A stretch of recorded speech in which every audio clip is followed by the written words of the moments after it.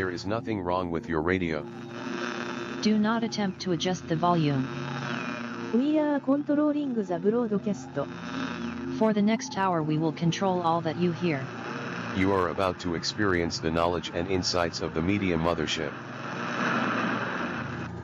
All right, welcome to Media Mothership here on Edge Radio 99.3 FM. Seth Rollins, that was the breakthrough. Well, I'm just going to mash up and put wrestler names in. I'm okay with that. I mean, Seth Rollins is a good person to start with. It is. Unfortunately, he's not in the studio. As always, I'm host Craig, joined by co-host Taylor. Hey. Special guest Marcus. What's up? And we're breaking down SummerSlam 2025 and various major events recently in the world of WWE as well, right? We'll get around to Hulk Hogan maybe, and the rest will be a surprise as Marcus's mind wanders. John Cena. We can't see him. Let's start with overall thoughts of what you thought of SummerSlam 25. What is it? Is it a really key moment in the wrestling calendar? SummerSlam is considered the second most important premium live event of the year by WWE after WrestleMania. Some people actually call it Hot WrestleMania because WrestleMania is on during early spring and SummerSlam is on during late summer. Yes. Over there, obviously, not over here. It's called the biggest party of the summer, and when my friends and I watched it, we were all rugged up in hoodies and puffer jackets. It was pretty good. It was the first ever two-night SummerSlam because usually a premium live event only goes for one night, but because the roster that WWE has right now is really stacked, and Triple H, who does the booking, doesn't like doing 5-minute throwaway matches. They have to, because most of the matches will go for around at least 10 minutes. The main event of night 2 this year went for well over 35 minutes. And is that long? The main event was considered one of like a great match, 35 minutes? Oh, people thought this was great. So the main event of SummerSlam 2025 was John Cena versus Cody Rhodes 2. Their first match was at WrestleMania, and it wasn't very good because it's John Cena's retirement year. It's his final year as a wrestler. He turned heel, which means he became a villain at the start of the year because that's something he hasn't done in over 20 years, and he wanted to do that before he retired. And it was just a very odd run and had some very mediocre matches. Yes, right, because it's, so as you were saying, it's come to an end now, right? That heel run. Yeah, and there was no great moment where he did a really heroic action. He just came out on SmackDown one day, said he didn't want to be a bad guy anymore, and literally that was it.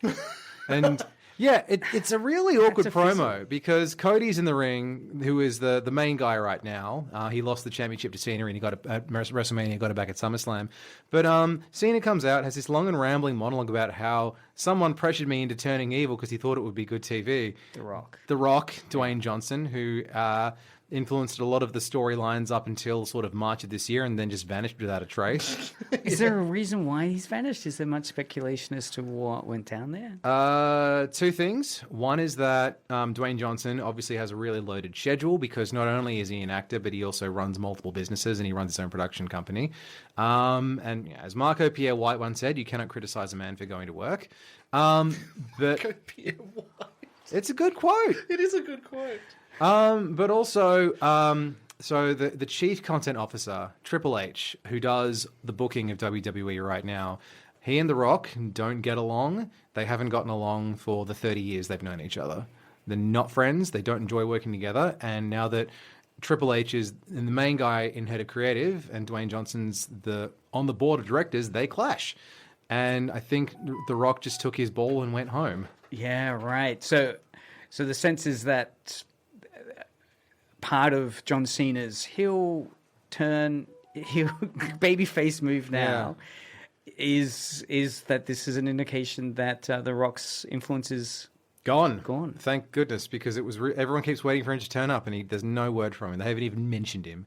Right. But the rematch was really good, and it actually starts out with a really brilliant and subtle bit of storytelling, because the basis of Cena's heel turn was that he was going to ruin wrestling, and so instead of the regular like red, white, and blue lights and the caricature of him saluting that comes up on the big screen when he does his entrance, for the heel run it was just black screen, white text, John Cena, to indicate he's not messing around.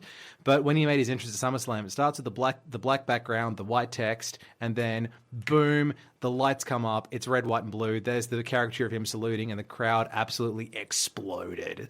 They were so happy to have him as a good guy again. It caught everyone by surprise. It didn't catch everyone by surprise. I think that decision did, because people were sort of umming and ahhing after SmackDown, going, "Is this real, or is he actually going to be a good guy again?" But no, he's back as a good guy. And the rematch with Cody was excellent. It was a street fight, so no disqualifications, no countouts, only win by pinfall or submission. And it went for well over 35 minutes. They actually destroyed part of the ring trying to do damage to each other. There was no blood, which I thought was surprising. They had a really good brawl all throughout the audience that went through the backstage area. There's this brilliant part where there's an elevator that lifts Cody up as part of his entrance. Cena pounds on Cody, hoists him over his shoulders for his finishing move, the Attitude Adjustment, and then goes backstage and comes out of the elevator with Cody still over his shoulders and this demonic grin in his face. There's just a lot of really good camera movements and just a lot of really good character work as well. The body language between the guys was excellent. Cena's body language as a wrestler is one of his greatest assets, because for years and years and years, when he was doing his full-time run, the audience would chant at him, "You can't wrestle! You can't wrestle!" But the way that he carries himself in his body language and his facial expressions are really good at communicating character and telling a story, and that was really on display in the street fight.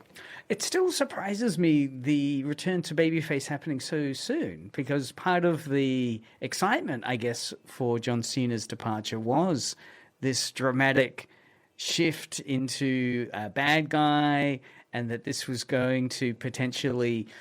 I mean, there were a lot of speculation as how big this could become. You know, could it mean that all the wrestling titles are going to get taken by Cena, and they'll have to reset them or something? Or it would have been an interesting story for them to follow. He could have unified a bunch of the belts, but ultimately, you know, he's been a heel for 5 months. There's been a lot of discourse online about whether or not it's worked. If anyone's unfamiliar, wrestling is all scripted entertainment that presents itself as being.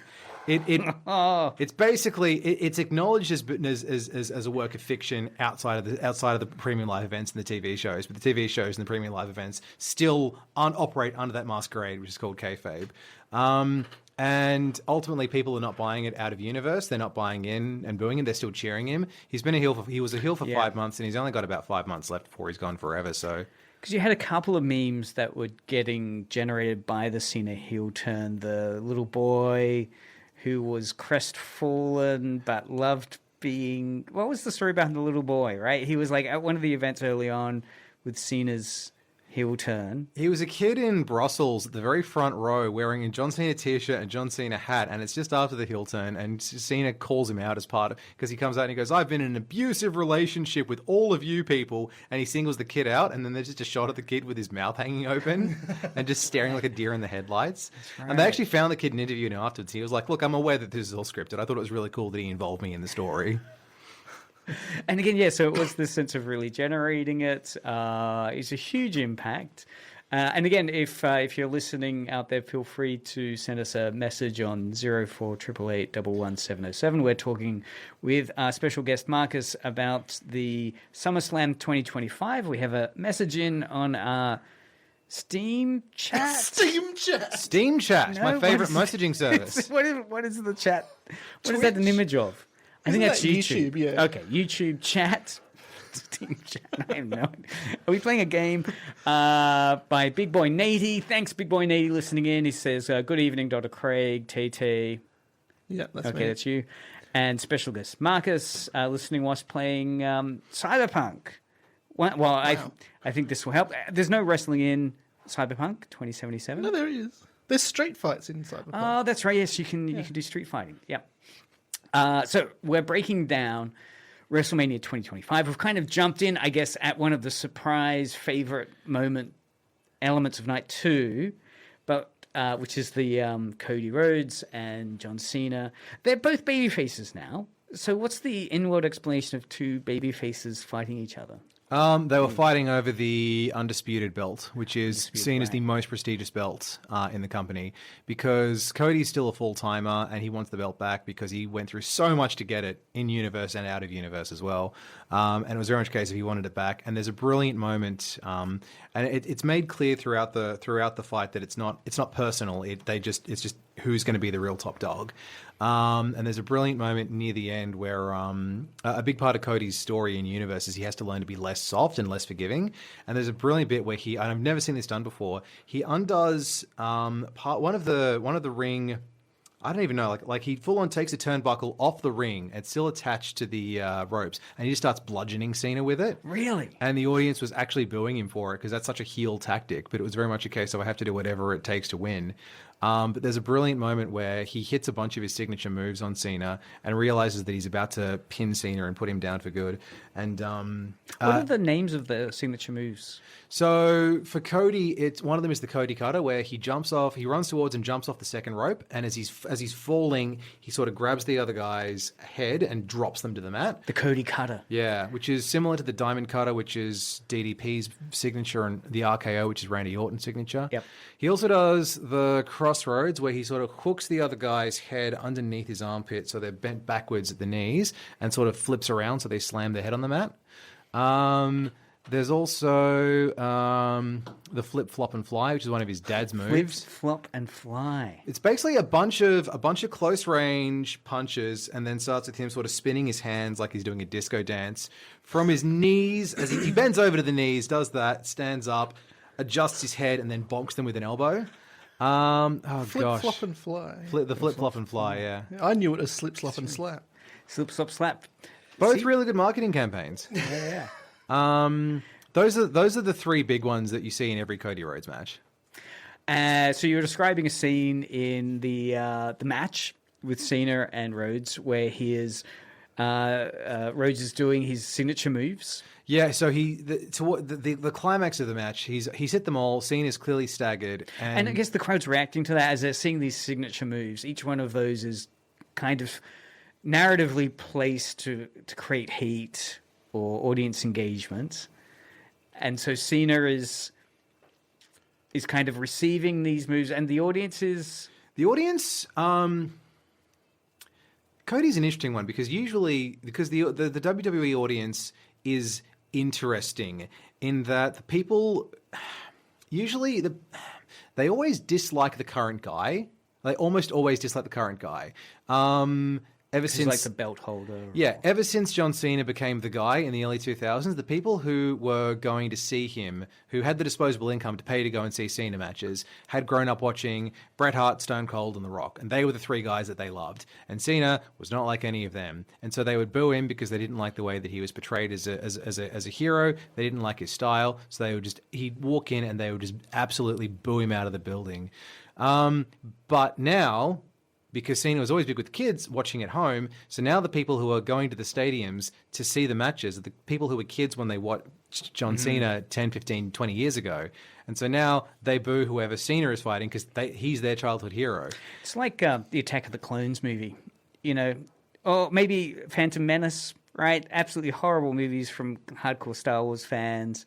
But that was the movie the kids grew up with. Yeah. And now it's a cherished part of Star Wars, Really? which gets re-released. I thought I thought everyone hated it, no matter who Not they young were. kids. I mean, I think that was aimed at 8-year-olds. I loved Phantom Menace when I saw it in the cinemas as a 9-year-old. I saw it twice. Right, see? And it's in this nice, warm, nostalgic place now, if it's at the movies as a relaunch or... I will say I've never liked Attack of the Clones, though. I've always found that boring as dirt. True. Yeah, Me talking too. to the converted here. But something to note is that Cody is the first guy who's actually been an organic babyface who the crowd actually likes, because he usually gets the really big cheers. Like everyone sings his theme song, they get behind everything that he does. They're always cheering for nuts for him. Because from sort of 2002 to him coming back in 2022, the main guys were people who Vince McMahon, the former owner, would just push. He just didn't care what the audience thought because he was a strange and odd dude, and we have something to say about him in a little bit. A strange and odd dude who just hated his audience for some reason and thought they were all idiots. But Vince McMahon is the godfather of The son of the space, Godfather. the son of the, really. yeah. well, No, because McMahon Senior ran a successful territory. because we're McMahon talking here Jr. about the managers and bosses yeah. of wrestling. Yeah, WWF, WWE. Vince Senior ran a successful territory. Vince Junior, who was that guy, ran a successful global takeover. Fair enough. Vince Bought McMahon, out. Vince McMahon Jr. is human scum. He's an atrocious human being personally, but he did succeed in making Have you it. seen that GIF? Where he goes, Oh yeah. Oh yeah, the one where he's like in tears when he's being asked about what his friendship with the Undertaker means. He's because he was horribly abused as a kid. He hates any involuntary bodily function, so he hates crying because you can't control it. He's fired people for sneezing in front of him. He hates anything you can't control. Gosh, it seems like an episode of Succession or something. Pretty much is. But there was a really controversial moment from the end of the match, or just after the match, rather. Yep. So this is day 2, the Cody versus Cena match. Yes. So it ends with Cody gets the pin after saluting Cena. It looks really sad. Saluting Cena. He salutes him because like that's- they're friends in real life. They're friends in the fictional universe. And it's like he wants his belt back, but he doesn't want to pin his friend. So he pins him. He gets the belt back. There's tears. They hug. Cena gives him the belt. Cena motions to Cody for the audience to applaud for him. Cody gets out of the ring and lets Cena have his moment. The audience is chanting, "Thank you, Cena." Oh, nice. But then a wrestler who was one of Cena's big rivals throughout his career, his music hits and he comes out, and it's Brock Lesnar, who... Okay, so Vince Jr., who we just talked about, who ran WWE for about 45 years, had to resign because he's being investigated by the feds for running a sex trafficking ring. Yes. And Brock Lesnar was 100% complicit in that, and there are text messages confirming this. And he's mysteriously disappeared after SummerSlam 2023. We thought we'd never see him again. And Brock Lesnar comes out, and he's here to have one last match against Cena later in the year. And that has inspired opinions online. Wow. Yeah. I mean, that's a really toxic move. That's to someone you bring- do not want, especially considering how many women are in the WWE right now. Like, their women's roster is the biggest it's ever been. You do not want someone who was involved in a human trafficking organization. It's difficult to be a wrestling fan at the moment because of stuff like that. So who's the target audience for this? I mean, this would have to have gone through some marketing to decide, all right, well, let's bring him back. He's got the right-wing neo-Nazi audience. My understanding is that it was done as a favor to John Cena. Really? Because Cena enjoyed working with Brock Lesnar throughout his career, and so my understanding is that he's actually requested that Lesnar come back so he can have one last match again. Even with the bad PR optics. I could be very wrong. I could be very wrong, but that's my understanding. Nice. So so there's juicy behind the scenes debates and conspiracy. And for people at home who haven't seen Brock Lesnar, he looks kind of like if you had Fantastic Four's The Thing as just a human. That's him. If you were to cover a tree, like an oak tree trunk in shaved ham, that's Brock Lesnar. Wow. So yeah, look, I mean, it's surprising then that this I mean, polarizing figure, or it seems Polarizing because people who grew up watching him are like, yeah, Brock Lesnar's back. And then people who are aware that he is involved in an ongoing human trafficking case are like, why would you bring him back? That's bad PR. And they've gotten bad PR as a result. It's really upsetting. I mean, there's been some discussion of the overlap between the Trump administration and WWE. Maybe this is just part of being on the bandwagon of trying to dig yourself out of implications with sex trafficking. Well, I mean, Trump is a WWE Hall of Famer, so I mean, obviously the standards are low. By being a Hall of Famer, what does that mean? There's a photo of him in a museum. A wrestling museum. He never fought. No, he's been stunned. by Stone Cold Steve Austin, so that he's been part of wrestling maneuvers. So the Hall of Fame happens every year at WrestleMania. Basically, they induct people, they get up, they do a speech, there's a video package celebrating their life and accomplishments. And Trump's a Hall of Famer. He got inducted a few years ago. And that would be like a university giving an honorary degree to Shane Warne or something. Absolutely. Right? Like it's a way of ensuring political links as well as, real wrestlers being recognized, but it also has a heavy political space. Is wrestling right-wing, conservative? It would be.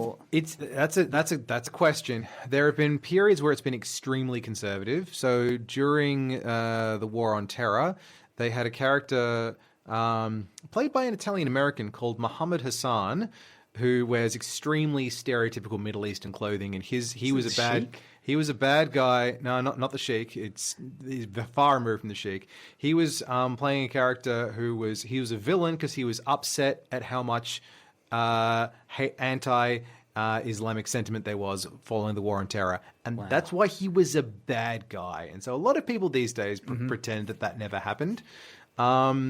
There have been a lot of really questionable depictions of LGBTQIA plus people. The character Goldust was basically created to tap into gay panic in the mid to late 1990s.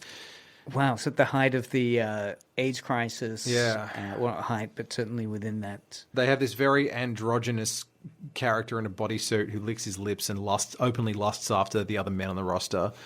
And it's just... what decade was that? This was like 96, 97, 98. Right. It's, Has Joe Biden in the Hall of Fame, has he ever had an attitude adjustment? Are there any, left-wing progressive politicians? Look, Muhammad Ali is in the Hall of Fame. The wrestling. Yeah. Right. Because he was the I think he was the guest enforcer or the guest ring announcer. No, I think he was the referee for the guest referee. Yeah, main event WrestleMania 1. He was involved in that.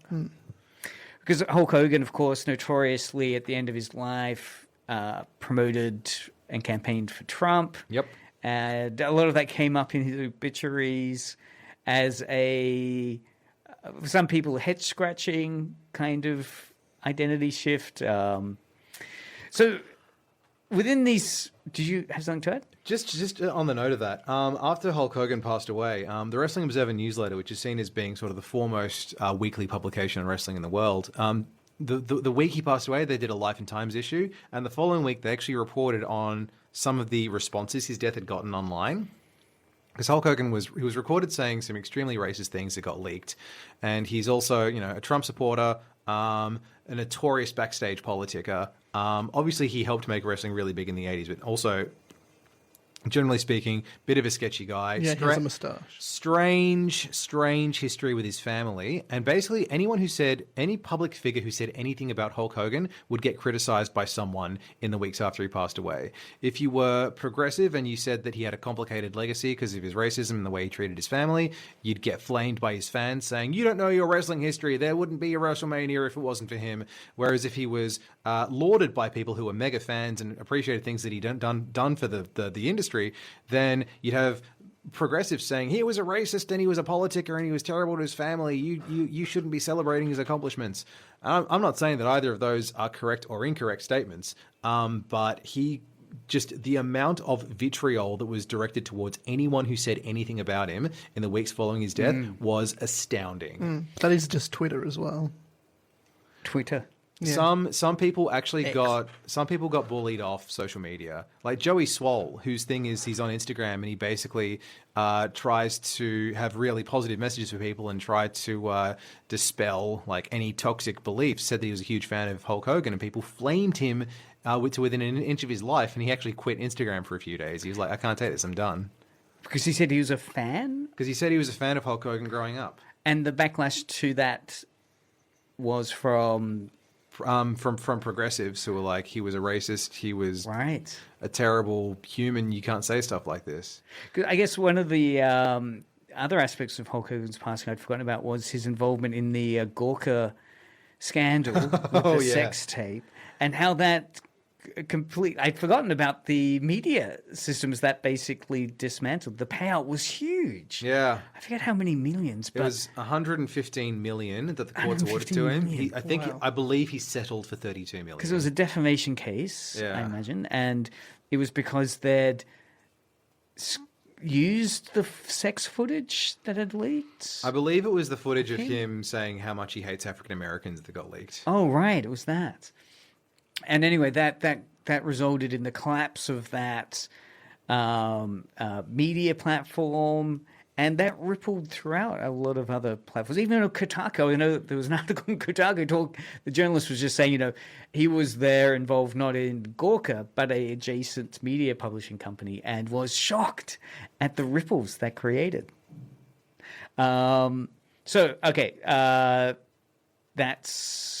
Hulk Hogan. So storyline. So we've gone through a little bit of the storylines in terms of Cena.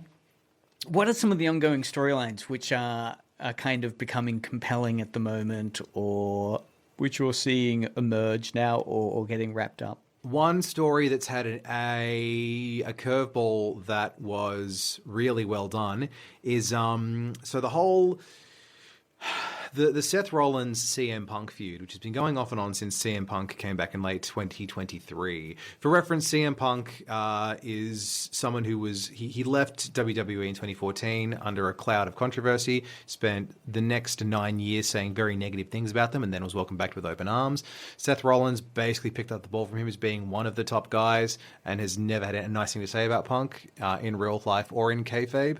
And essentially, there's a story that's been going on between them for a while now.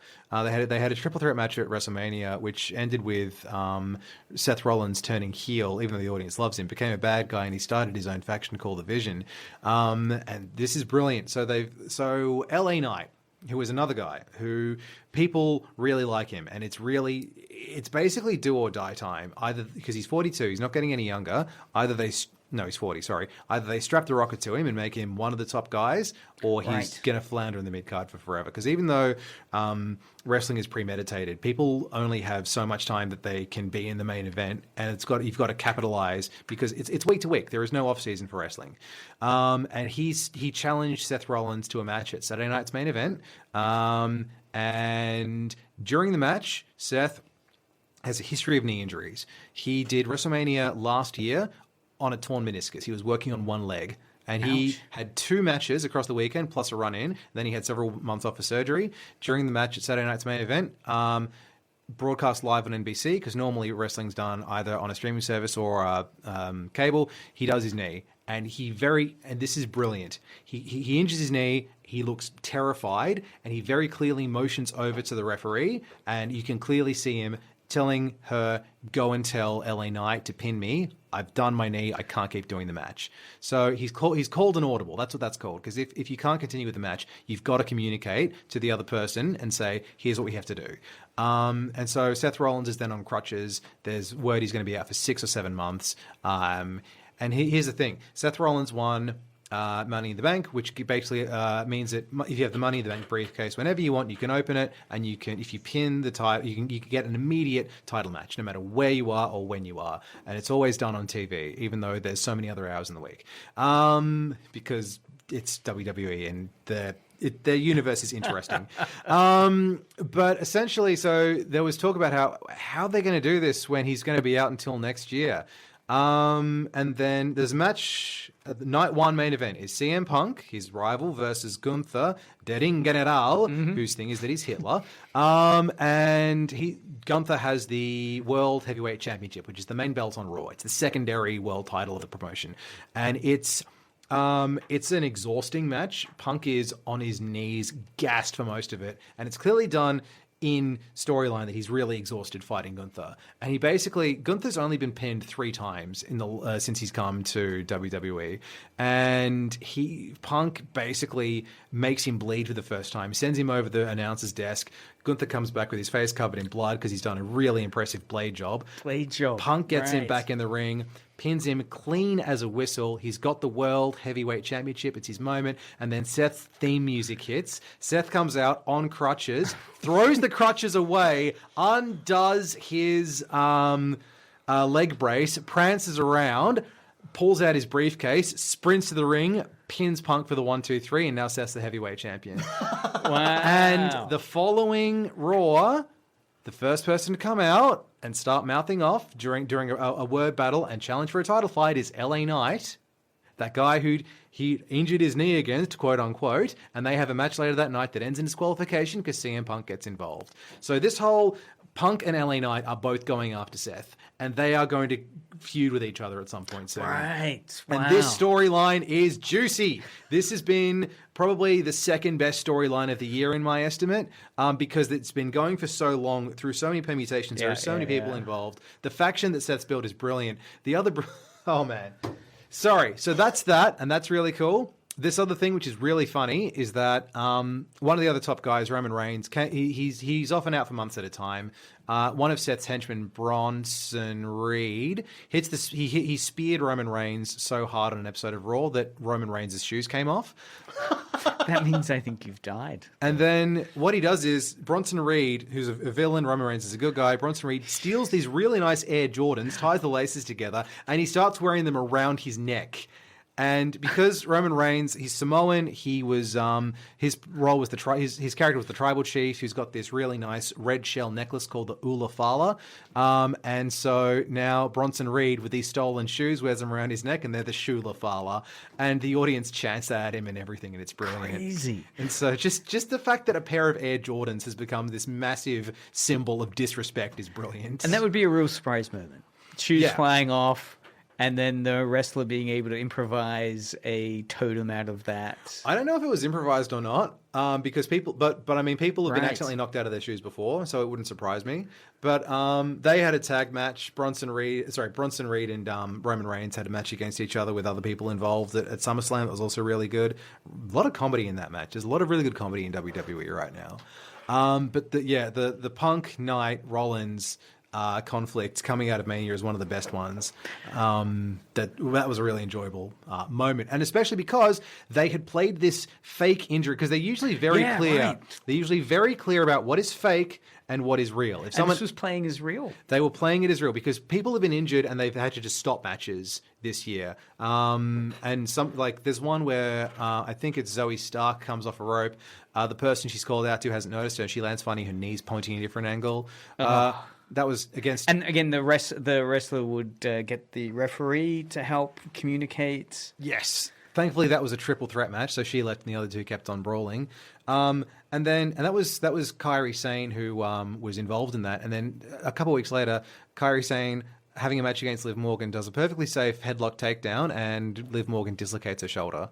And so poor old Kairi Sane has now injured two people in the space of a fortnight, and so they're both out for the rest of the year. So, and because Seth's knee problems, his real life knee problems are so well documented that everyone thought it was real. I thought it was real. I got suckered. We got worked, brother. And so the fact that they were able to... He actually talked about, in interviews, about how he had to... Because he was fine at home. He's got a 4-year-old daughter. And he said to his daughter, we have to pretend that daddy's got a boo-boo on his knee. I've got to make believe. People need to believe this. So, of course, she immediately went to play school and told her teacher all about it. Oh. Then my dad said, we have to make out my dad's got a boo-boo. What did you mean by you got worked? Is that a wrestling parlance for effectively being in wrestling? Work is it's part of the script. Shoot is it's real. Right. So by saying you got worked, it was a scripted moment, and we believed it. But it played as real, and it was designed to play as real effectively. But it was actually setting up kayfabe. Yes. Inline story building.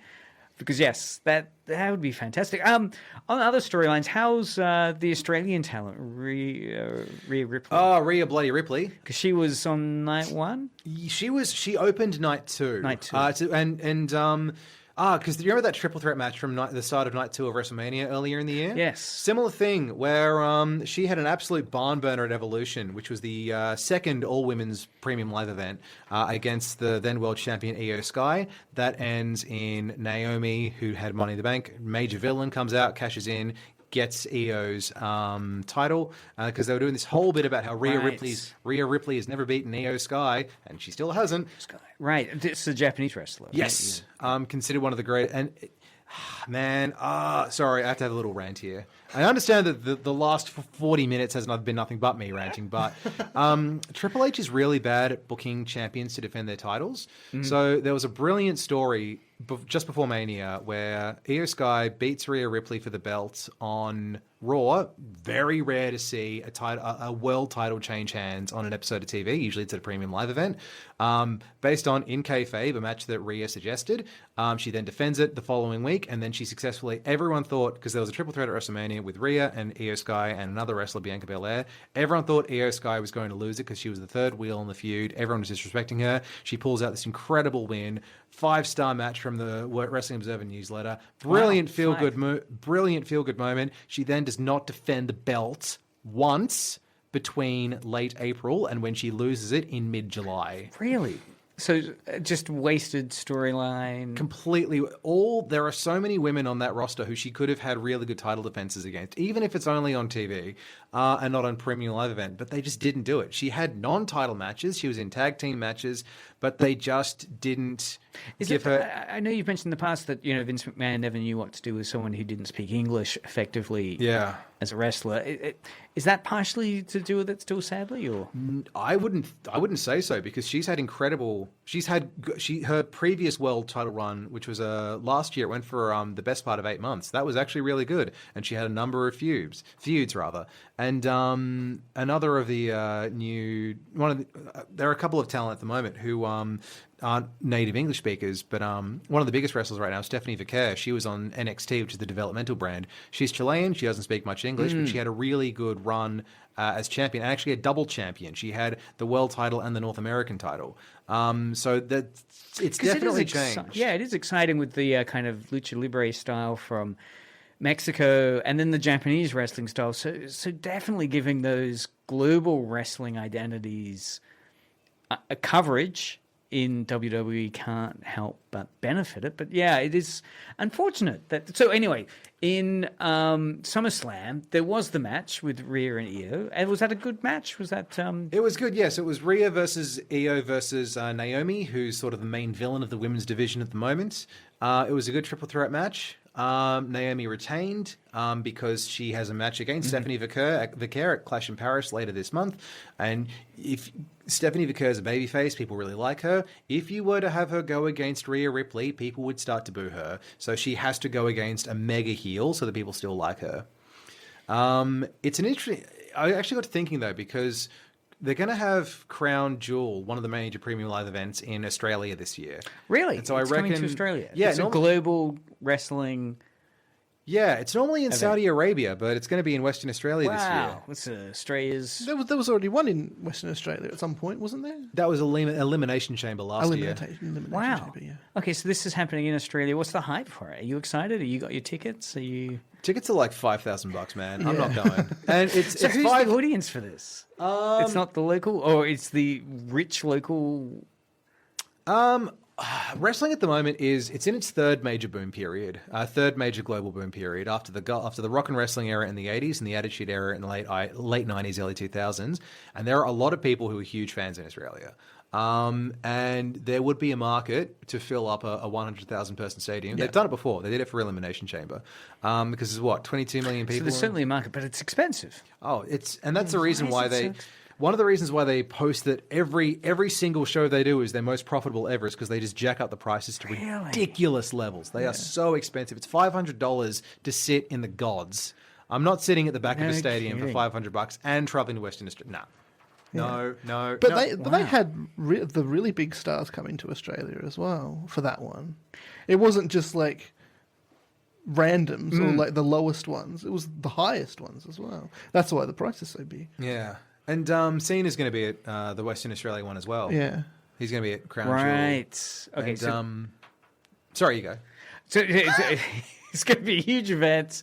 It's going to be enormous, but it's unlikely to be something that, apart from if you enter a competition, you'll be able to get into. It all depends about how much you're into it, I suppose. Yeah. I mean, I could afford Is this to exciting? go. I mean, is it going to have an Australian flavour to it? Are we going to have Rhea Ripley appearing and recruiting for it? We're going to have a little local talent. Well, she was the main event at the last one that they had. Because normally at the Elimination Chamber, because that's a 6-person match, normally the men's Elimination Chamber would be the main event, the one that goes on last. But no, when it was in Western Australia last, it was her defending her title, and she went on last. So I reckon she'll get the title back at Crown Jewel in Western Australia. Because if she gets the title back in her home country, the pop is going to be enormous. People are going to go wild. Will the Australian tourism body be kind of jumping on this and attempting to promote crocodiles or something? Or like So do you mean like Bluey and Hammer Bluey? Barn? Yeah. Get someone in a gonna be Bluey some sort of- costume. I wonder what the soft power optics will be for, like, you got Formula One, you got various global sporting events that come to Australia. Australia works hard to secure, and then sometimes states compete with each other to get those rights. Like Formula One was in Adelaide, and then If we had a Melbourne won it. stadium, they could do it here. That's what I'm thinking. Should we speak to a local PM about that stadium and wrestling? I got to say, it's sad that Jake the Snake Roberts is with AEW because, like, think of all the Australian snakes he could handle if he was still with WWE. Okay, so the other thing when I was doing homework for the episode was I came across some discussion of some of the things that didn't go according to plan at the show. Oh no! I know there was some disappointment at the cable ties didn't work on one of the events. Yeah, there was a sequence in the Lyra Valkyria versus Becky Lynch match where Lynch pulls out a toolbox because it's no disqualification, pulls out zip ties, cable ties Lyra Valkyria's hands together. They're obviously very loosely tied, but you understand why they haven't done it. And there's a bit where her hands just come out of the cable ties and she just freaks out and puts them back in. And what would you? I mean, to keep the kayfabe going, you want to try to do it off camera. Yeah, But she was on camera, right? Yeah, Lyra Valkyria is it's only her first year on the main roster, Right. So she's not used to improvising. Whereas what she should have done was she should have just gotten out of them and called Becky over and they could redo the spot or something along those lines. Yeah. But basically, she didn't want to not follow the script. Yeah. And is that what's the kind of anxiety in the fandom around that? Is that kind of like, wow, this is the problem with wrestling now? It's all on script or something. Is there a debate around what that reflects? Absolutely, that's 100% a complaint that a lot of older fans have with that in the modern era. Like 30 years ago, Yeah. or 40 years ago, this would be. It used to be you'd write out a couple of like major story beats, and then you just improvise everything in the ring. One of the really famous examples of that happening is SummerSlam 1992, the Intercontinental Championship between Bret Hart and Davey Boy Smith. His brother-in-law, Davey Boy Smith, had just come off a week-long crack binge, and he was on a massive crack cocaine downer, and he pulls Bret Hart over in front of 92,000 people, and he goes, "Bret, I'm fooked. I can't remember the match." And Bret Hart goes, "Don't worry about it, Davey. I'll carry you. Just follow my lead, eh?" And so Bret Hart literally has to. There are so many that match is like a 9.5 out of 10, near perfect match, considered the greatest SummerSlam match of all time. But there are so many rest holds because Bret Hart has to keep reminding Davey Boy Smith what he has to do next. And then Davey Boy wins at the end. So Hart carried that man And lost. Yeah. So any other surprise moments or things in the SummerSlam? There was one moment. So there's a wrestler, Karrion Kross, and his wife, Scarlett Bordeaux. Both of them have been on the roster for a while. They haven't really had too many matches recently because Karrion's basic thing is he's the corrupter. Right. His thing is he shows up and he'll try to corrupt a baby face and he'll have his hair done in their hairstyle. That's his thing. And it's been knowledge all year that his contract is coming to an end. And he's good mates with a lot of people on the roster. And so they tried to give him a really big push and give him some major matches on PLE. And the fans have responded to this quite nicely. And they were actually throughout other matches chanting, "We want Cross! We want Cross!" And in the post-show, Triple H said, "Did you hear they were saying we want Brock? We want Brock?" And Karrion Kross and Skull Bordeaux's contracts expired earlier this week, and they're not being rehired. They're now in the alumni section on the website. And so Triple H is last week rather. So Trips is trying to basically convert the narrative of the audience calling out for Karrion Kross to get rehired and say, "Oh, it's about Brock Lesnar." And so that was Not quite. All right, hold on. The stream's going weird. It is. Oh, I'm just trying to figure out if it's behind or anything. That's cool. I'll tell you a surprise that I had. The Becky versus Valkyria match that we talked about just before, the women's intercontinental bout where the zip tie is not working. Yes. I thought, because that was their third match, and I thought for certain that Lyra Valkyria was going to win that because she was the hero in the feud. Ooh, green screen. I'll put my laptop camera on. As I thought the entire feud, because she was the inaugural champion, they had a match. She beats Becky. They have a rematch. Becky beats her. So this is the third match after a triple threat match at Evolution, which had Bayley in it as well, who's the third member of this story, essentially. And I thought for certain, Lyra's got to win. Babyface comes out on top. Now, because she's very new, Becky's been around for a very long time. Surely she'll come out on top. She'll be a made woman, and then Becky Lynch won. I went, what? That I did not expect. So we have our bad guy wins ending, and Becky's going to continue to terrorize the rest of the women's division. I just thought, I did not expect that at all. So in terms of what's happening next in WWE, what's the next big thing that we should start getting ready for? Clash in Paris, 31st of August. Oh, that's in Paris. Yes, which is really the 1st of September for us. So the confirmed matches thus far are John Cena versus Logan Paul. Really? Logan Paul? Nice. Logan Paul. I mean, he's fit, right? He's not there as a joke. He's pretty good at it, actually. The man is a superb performer. He's a great athlete. And he is, of course, going to play a heel, or he is a heel. He's the bad guy. He doesn't play a heel. He is a heel. Yeah. So they've thrown in... Really, that's a big... That's, it reflects on how big Logan Paul is, I guess, that he's given this match against Cena in his last year. Yeah. It's like, and it's because one of the criticisms about Cena's retirement tour is that he's mostly fighting guys he fought 10, 15 years ago. Yeah, right. So he's only had a couple of matches against newer talent, and this is the most new talent he's had a match against. Really? Because generally speaking, it's an unwritten rule for wrestlers that you lose your last match against younger talent to make them look good. Who do you think that's going to get set up for this year? I could not tell you. All I know is that Cena's last match is going to be in Boston. It's going to be a Saturday night's main event, so it will be broadcast on NBC and YouTube. And I think if he loses in Boston, then there's going to be a riot. Oh, right. Right, so they might have to not go to convention. Yeah, because there are very few times where a wrestler will win their final match. I mean, there was the match that Stone Cold had against Kevin Owens a couple of years ago. It was Stone Cold's first match in 19 years, and he won because it was in Texas. And if he had lost, there would have been a riot. Someone would have tried to kill Kevin Owens. Sting won his retirement match, but that was mostly because he'd spent 35 years getting messed around by terrible creative. Goldberg lost his retirement match in Atlanta to Gunther earlier in the year, and then it was a terrific match, and then he went online and criticized it because NBC cut off his retirement speech. Like, bro, it's on YouTube. Just go to the WWE channel. Just be grateful you got a retirement match.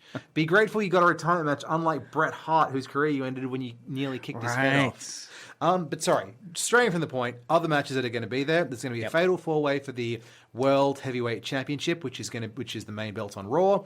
It's going to be between Seth Rollins, who's got the belt, CM Punk, LA Knight, and Right, this is the big one you're just setting up for the storyline. Yeah. and also Jey Uso, who had the belt earlier in the year. And everyone loves him because of his theme song. And they're setting up Cody Rhodes versus Drew McIntyre. Drew McIntyre is one of the best performers they have. True. He is a monster heel in the ring. He's a Scottish warlord, essentially. And he's built like a brick house. He's got the evil beard, the menacing eyebrows. Beard. He just looks like a bad guy. It's true. But he's also like extremely funny. So he'll just What's his costume at the moment? Is it kind of medieval kilt, Scottish probably. kilt? Okay. He basically looks like the bad boy love interest in a medieval isekai young adult novel. Yes. True. Yeah.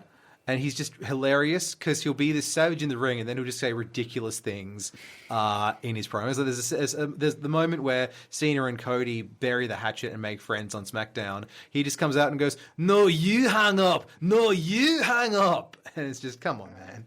He's just got a very dry wit. And also Stephanie Vaquer versus Naomi for the Women's World Championship, which is the Raw Women's Belt. So those are the 4 matches that we've got so far. Yeah. Cody Rhodes versus Drew McIntyre isn't confirmed, but it's probable. Right.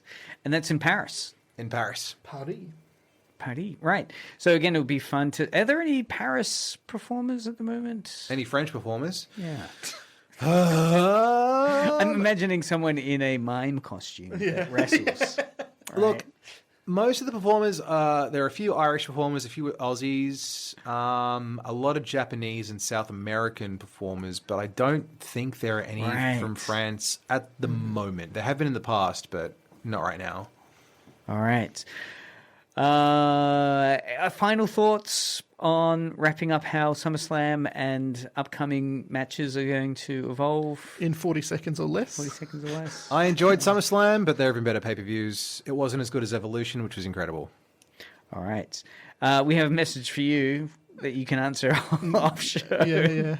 It just says really off topic, but can you put me as a reference on their resume? That's what they're asking, and sure, they can be put as a reference. It's fantastic. Yeah. Helping the world out here on Media Mothership. I've been your host Craig, joined by co-host Taylor. Yep. There's 5 seconds. Come on, man.